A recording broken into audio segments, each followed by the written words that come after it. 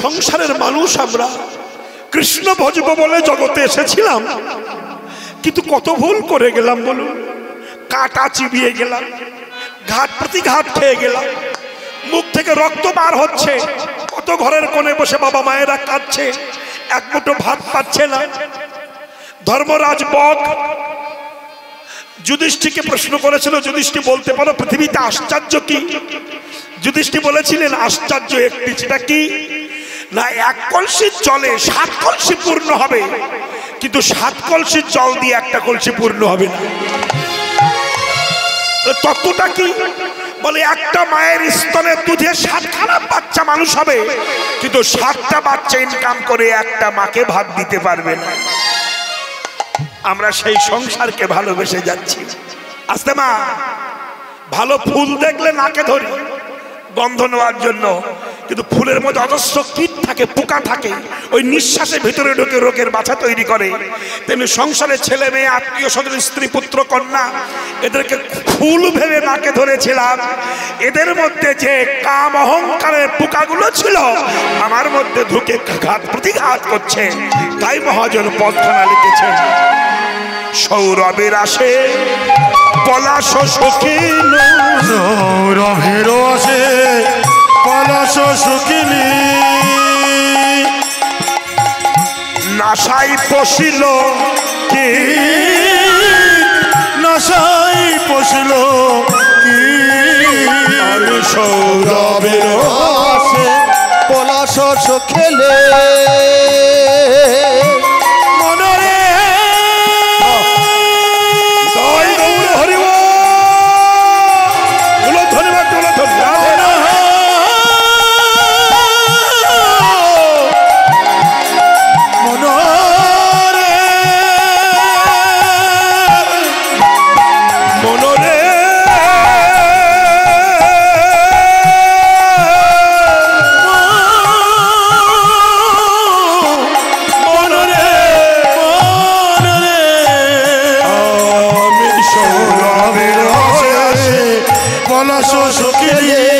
নাসাই পশিল কি, নাসাই পশিল কি, দণ্ড বলি কাট চুষিল, দণ্ড বলে কাট চুষিল, কেমনে লাগিবে মিরে, কেমনে লাগিবে হার বলিয়া গলাই পড়িল, হার বলিয়া গলাতে পড়িল, সমন কিঙ্কর সাপ, সমন কিঙ্কর সাপ, শীতল বলিয়া আগুন বহাইল, বলিয়া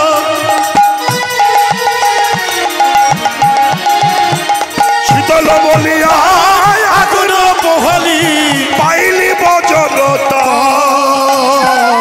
পাইলি বজরতা, সংসার ভজলি গোরা না ভজিয়া, সংসার ভজলে গোরা না ভজিয়া, না শুনিলি সাধুর কথা, না শুনিলি সাধুর কথা, ইহ পরকাল দুকাল খোয়ালি, ইহ পরকাল দুকাল খোয়ালি, ওরে খাইলি লোচন মাথারে, খাইলি লোচন মাথারে। ঘরে ফিরবার সময় হয়েছে মায়েরা। এই মেয়ে, এই বস,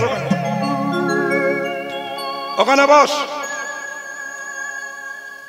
ঘরে ফিরবার সময় হয়েছে, ঘরে ফিরতে হবে। তাই যত বড় মোজাইক করা ঘর করুন, আর প্লেট বসান, পায়খানা মোজাইক করুন, কমোড বসান, জমের বাড়ি যেতেই হবে।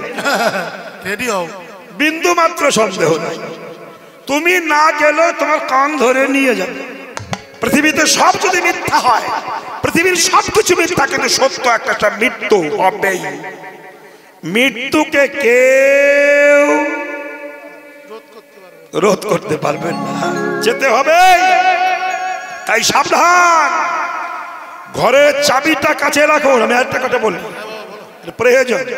যাতে মায়েরা এখানে কীর্তন শুনতে আপনারা এসেছেন, তো যার বাড়ি কেউ নেই সবাই এসেছেন, কিংবা বাড়িতে কেউ নাই, আসার সময় ঘরে তালা মেরে চাবিটা এনেছে, কীর্তন শুনতে বসেছেন। এইবার যখন কীর্তন শেষ হলো বাড়ি যাচ্ছেন, আস্তে আস্তে বাড়ি যে তালা খুলতে যাবেন চাবি এখানে রেখে চলে গেছেন। যদি চাবি রেখে চলে যান আপনাকে আবার আসতে হবে, আবার যেতে হবে, আস্তে আস্তে এসে যদি চাবি না পান অবস্থা কি হবে?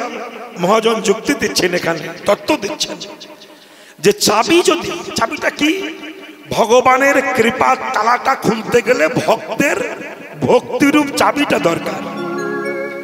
ভক্তিরূপ চাবি না হলে ভগবানের কৃপার তালা খুলবে না, আপনি ভগবানের ঘরে প্রবেশ করতে পারবেন না।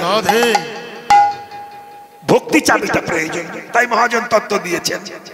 চারজন বন্ধু তারা আমেরিকায় যাবে সিদ্ধান্ত নিয়েছে। আমেরিকায় যাবে কিন্তু টাকা কম, যাই করে প্লেনে উঠে আমেরিকায় গেছে। ছোট্ট করে বলছি, আমেরিকায় যে আস্তে আস্তে আস্তে চার বন্ধু চিন্তা করলো, দেখ আমরা চারখানা ঘর ভাড়া নিতে পারবো না এবং স্পেশাল কার করে ঘুরতে পারবো না, টাকা নাই। তাই এক জায়গায় এমন একটা ঘর নেবো যেখানে বসে দুনিয়া সব দেখা যায়, আমেরিকান কিছু দেখতে পাবো। হ্যাঁ, আমেরিকান যে এখানে 100 তলা ঘর ভাড়া নিয়েছে, একেবারে লাস্ট 100 তলার শেষ ফ্ল্যাট, 100 তলার শেষ ফ্ল্যাটে ভাড়া নিয়ে ঘরে আছে। সকালবেলা নেমে লিফটে নেমে একটু বাজার হেঁটে হেঁটে ঘুরেছে। ঘুরতে ঘুরতে বেলা 4টে বেজেছে, খুব খিদা লেগেছে, কিন্তু আমেরিকান হোটেলে খাবে তেমন পয়সা তাদের নাই। তাই বন্ধুরা বললো ঘরে যাই, ঘরে চিড়ে মুড়ি কলা আছে, খাবো। বেশ আস্তে আস্তে আস্তে আসছে, এসে যখন 100 তলার নিচে দাঁড়িয়েছে, লিফটে উঠবে, প্রচন্ড খিদে পেয়েছে। লিফটে উঠবে এমন সময় কারেন্ট চলে গেছে। যা কি হবে ও ভাই, চিন্তা করছে ঠাকুর গো কারেন্ট এসো গো, বড় ক্ষুধা পেয়েছে, এই লিফটে না উঠে 100 তলা তো উঠা যাবে না, ঠাকুর কারেন্ট এসো, খুব ক্ষুধা লেগেছে। খুব ভগবানকে ডাকছেন, এমন সময় মাইকে আওয়াজ এলো যে যেখানে বসে আছো চুপচাপ থাকো, 20 ঘন্টা কারেন্ট আসবে না। ঢিপ করে বসে বলেছে সবাই সর্বনাশ, 20 ঘন্টা যদি কারেন্ট না আসে সর্বনাশ, আমরা তো মরেই যাব। ইয়াং ছেলে তো বলছে দেখ মরেই যখন যাব তাহলে একটা কাজ করি। কি কাজ? আমরা হেঁটেই 100 তলায় উঠবো। কি মায়েরা, 100 তলা 500 তলা যাই করুন, লিফট চলছে না। আপনি বাড়ি করেছেন ভালো, আপনার বাড়িতে এসি আছে, ফ্রিজ আছে, টিভি আছে, লিফট আছে, কিন্তু কারেন্ট নাই। কি করবেন? কোনো কাজ আছে কি? আপনি 500 টাকা দিয়ে একটা বিরাস কিনেছেন দাঁত মাজবেন, কিন্তু আপনার দাঁত নাই, আপনি কি ভূতই গুতো মারবেন? তা কি হয়? দাঁত দরকার তো। যদি দাঁত থাকে 50 টাকার বিরাশি ভালো, দাঁত যদি না থাকে 500 টাকার বিরাশও কাজ হবে না। তেমনি কারেন্ট নাই। তাই চার বন্ধু চিন্তা করলো আমরা হেঁটে হেঁটে উঠবো, কিন্তু 100 তলায় হেঁটে উঠা কি যাই তাই কথা রে ভাই। 2 তলায় উঠতে তাই মাজা কোমর কাট কাট কাট কাট করে, আর 100 তলা মানে তার তো জীবনে কালি পড়ে যাবে। বন্ধু বন্ধু চিন্তা করছে দেখ, হ্যাঁ উঠতে তো হবেই, উঠতে উঠতে মরণ হয় হোক, যাই হবে। এইবার এ বাবা বসো বাবা, তাহলে কি হলো? হ্যাঁ উঠতে উঠতে মৃত্যু হয় হোক, ওটা আরম্ভ করেছে। কিন্তু চার বন্ধু বলছে একটা কাজ করতে হবে। কি? উঠবো যাতে কষ্ট বুঝতে না পারি, এর জন্য রসের গল্প করতে হবে। রসের গল্প, গল্পের মধ্যে রস আছে, কিছু কিছু রসের গল্প।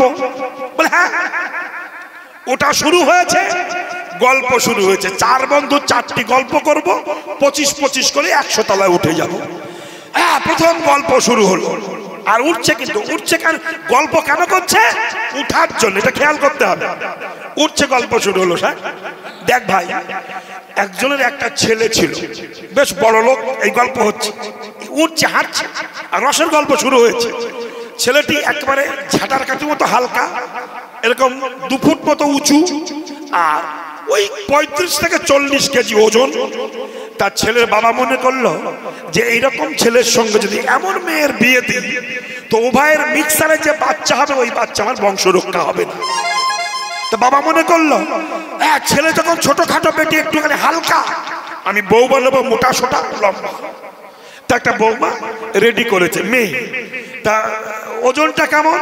ছেলের ওজন 40-35 আর মেয়ের ওজন 140 কেজি। বৌমা এই চা মোটা, এই লম্বা।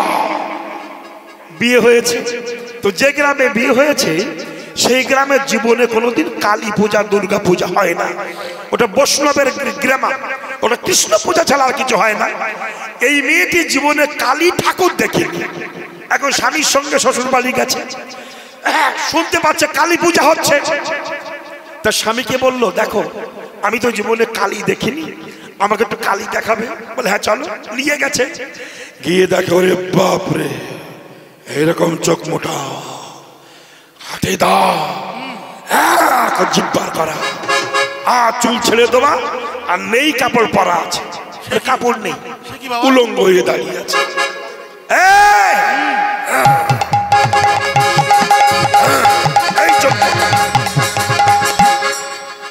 বউ বলল ওটা কি ঠাকুর গো?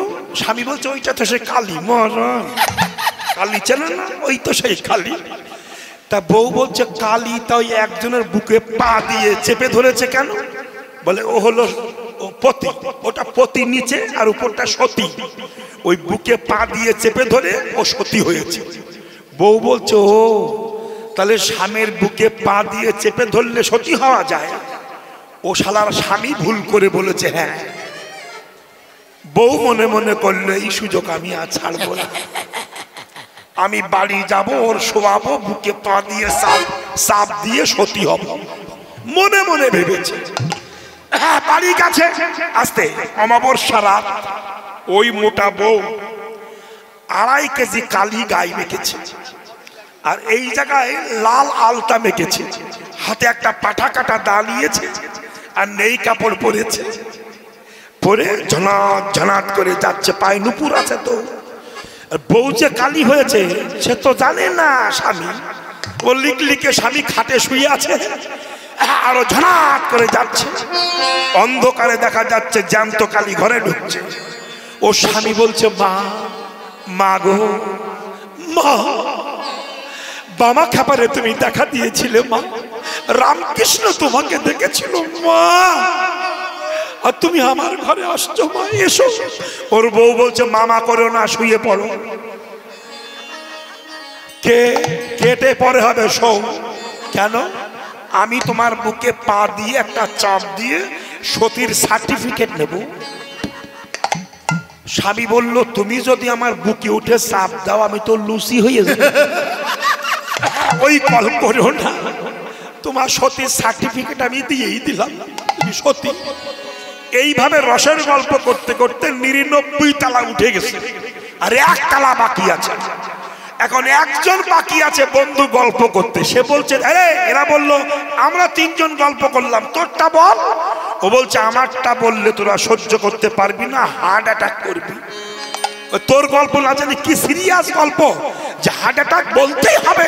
আমি বলবো না, না তোকে বলতে হবে। তবে শোন, এত কষ্ট করে 100 তালা উঠে এসেছি, যে ঘরের দরজা খুলে তালা খুলে ভিতরে ঢুকে মুড়ি খাবো, সেই তালার চাবি আমি নিচের তালায় রেখে এসেছি।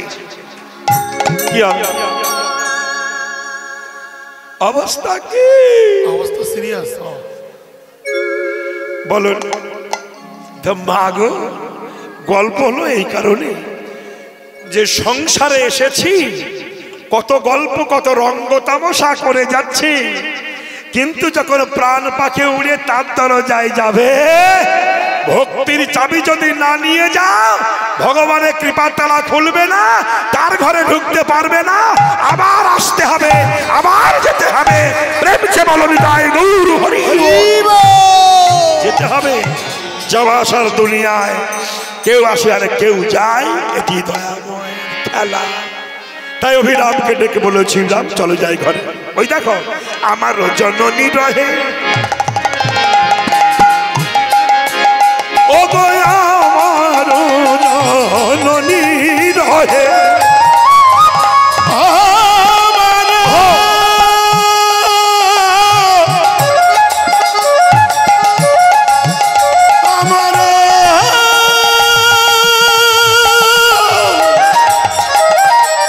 জননী জননী জননী রহে আমারও জননী রহে কথা বলে যাইয়া আসিবার ডালে কত কহিল কাঁদিয়া শিবার কানে কত কহিল কাঁদিয়া কত কেঁদে কেঁদে বলেছিল কেঁদে বলেছিল সকালে সকালে এসো কেঁদে আরে বলেছিল সকালে সকালে এসো কেঁদে কেঁদে বলেছিল সকালে সকালে এসো কেঁদে বলেছিল সকালে এসো জয় গৌর হরি হরি বলে কেঁদে কেঁদে বলেছিল হরি হরি হরি বলে কেঁদে কেঁদে বলেছিল সকালে সকালে এসো সকালে সকালে এসো যাই হোক শ্রদ্ধেয় সাধুগুরু বৈষ্ণব এবং মাতৃমণ্ডলী আমাদের সবাইয়ের চরণে শত শত কোটি প্রণাম।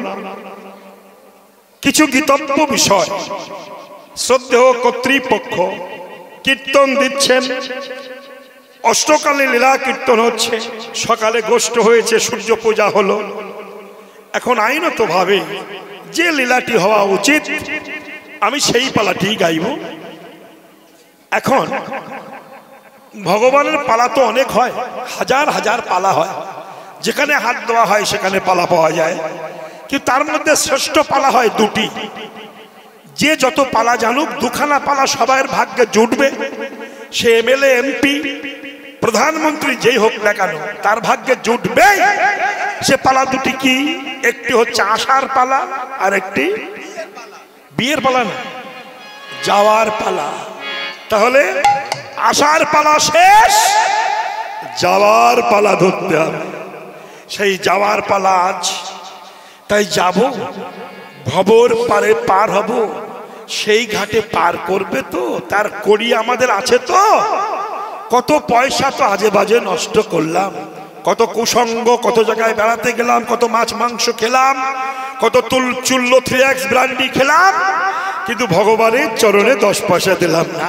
তাই পালায় প্রবেশ করবার পূর্ব মুহূর্তে, পালা আরম্ভের প্রারম্ভে আমি আপনাদের চরণে একটা নিবেদন জানাতে চাই। শ্রদ্ধেয় কর্তৃপক্ষ আপনাদের কাছে একটু যাবে, আপনারা ভগবানের সেবার জন্য, পিছনে যে মন্দির আছে রাধা গোবিন্দের সেবার জন্য দয়া করে কিছু দান করবেন। আপনাদের দানে সাধুগুরু বৈষ্ণবের সেবা হবে, কীর্তন হবে, গোবিন্দ সেবা করবেন।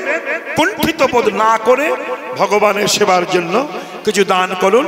কর্তৃপক্ষ যাবে, আর আমরা এই ফাঁকে বৃন্দাবন লীলায় প্রবেশ করব, গৌরচন্দ্রিকা ছেড়ে দিই, অনেক তথ্য তত্ত্ব সাধন করব। চলুন যাই, আপনারা প্রণামীটা দিন, আর কমিটি ভাইদের বলবো দয়া করে যাবেন, তুলে নেবেন। জয় নিতাই গৌর হরি বল।